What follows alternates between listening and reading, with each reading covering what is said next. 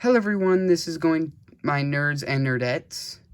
This is going to be the third part of the MCRU. This is going to be a quick one because there's only 2 projects, this one and then the final one.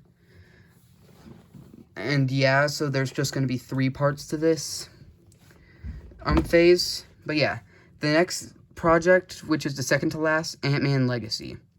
The cast is John Krasinski as Hank Pym, Emily Blunt as Wasp, Craig Robinson as Bill Foster, and Emma Myers as Hope Van Dyne / Stinger. So I'm going to explain something real quick. Hope Van Dyne still exists, and she is in fact a young person. She is young.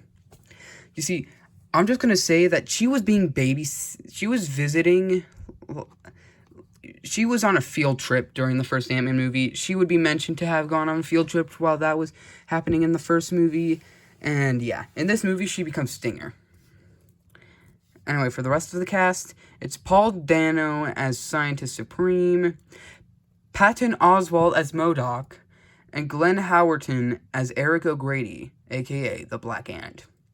So the main plot is Ant-Man has created a new piece of technology known as the Microversal Gateway, which leads to an unexplored place known as the Microverse. The leader of AIM, known as MODOK, wants to use it to use the foreign technology to upgrade AIM's weapons. MODOK would have Scientist Supreme hire Eric O'Grady, who is Hank Pym's intern at this time, to steal the plans on an Ant-Man suit and become the Black Ant for AIM. Hope would don her own suit and go by the codename Stinger to help her father in the final battle. In the final battle, Ant-Man, Goliath, Wasp, and Stinger would stop the villains from obtaining the Microversal Gateway. So first off, the reason why I'm calling it the Microverse and the Microversal Gateway is because there's this other series called Rebooted MCU, not Marvel Cinematic Rebooted Universe. And it's led by this guy known as the Nexus of Stories. Shout out to him. He is like the greatest at making like a universe of Marvel characters rebooted. He has his own version of this. Go watch that if you want some more different universes. It's not canon to mine at any way.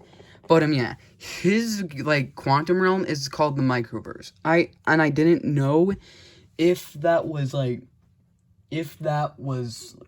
true in, like, the comics.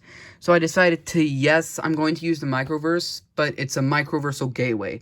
And his universe, it's a Microversal entry point. Okay, I just like the name.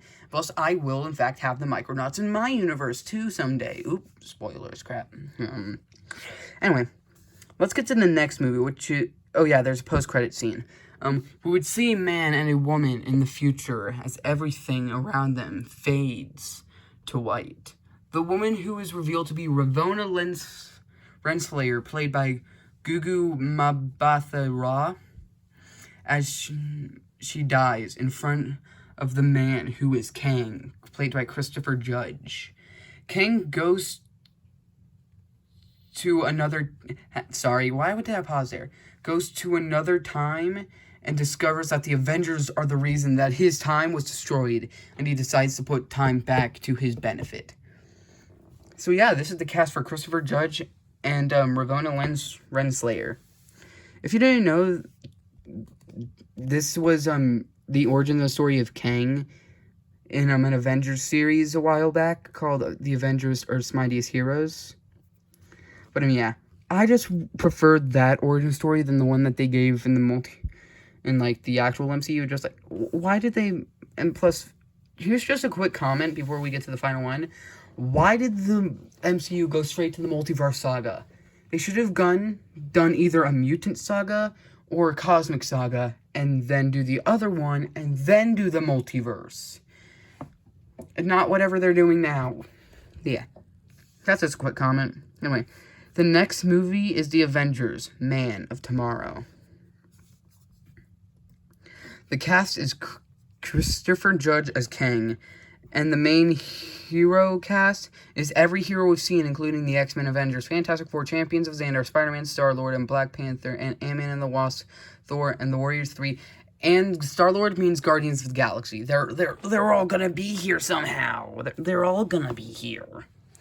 The reason for that is Nova knows Cap. Cap calls Nova. Nova gets the Guardians because they're now, like, reformed.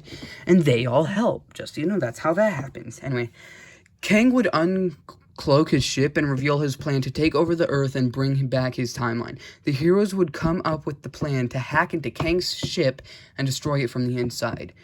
Reed Richards would be the only person who can do this, as Kang's ship resembles some of the Baxter building. Like, some of the tech in his, like, technology and ship is, crap. What was I gonna say? It's, like, basically the same.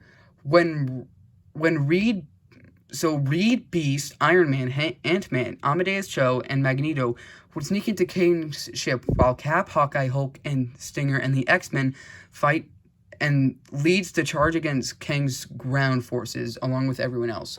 On the ship, it would be revealed that Kang is related to Reed Richards when they see his real name in the systems, Nathaniel Richards.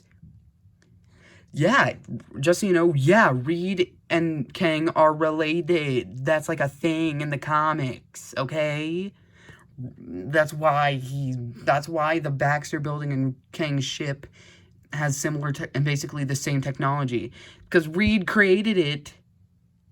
He's like, get it?